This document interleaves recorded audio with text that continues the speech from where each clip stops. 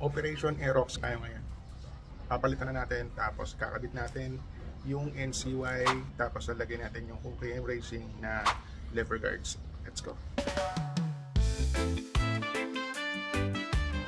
Mga 6 years na rin natin gamit tong carbon grips. And honestly, madulas siya kasi enclosed siya sa acrylic. Medyo komplikado tong proseso dito sa Aerox ko ng pagpapalit ng handle grips.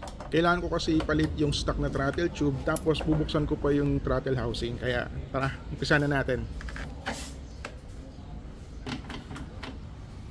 Namilog yun. Ayaw talaga kumapit. Kahit nilagyan na natin na lang doon, ayaw umikot, bilog na.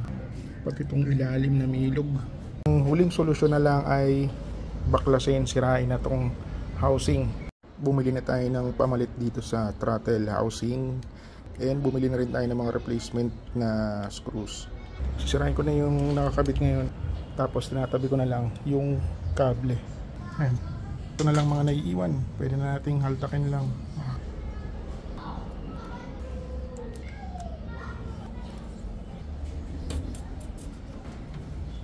Finally, after an hour ng paglalagari, napawalan na natin to dun sa enclosure niya. And ikakabit na natin to. Naipalit na rin natin yung grip dito sa tube ng throttle. Yan, naka NCY na rin. Sasalpang na lang mamaya. Ganda.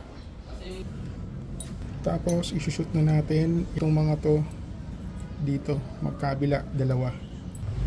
Habang kinakabit natin tong grips, isasabay na rin natin yung paglagay nitong OKM lever guards. Pag nailagay na sila lahat doon, sisecure na natin gamit yung bagong screw. Quick trivia muna. Alam nyo ba na itong NCY grips at OKM lever guards ay ginagamit sa actual na race? Ito ay ginagamit ng NCY JDO Santal Racing Team. And nakakapanalo ng actual races yung mga parts nila. Ayan na, matatapos na. Okay na. Babalik na lang natin yung ulo. Ikabit na natin yung NCY grips kasama yung OKM Racing na lever guard. Ito kagandahan sa lever guard ni OKM Racing yung tibay. Diba?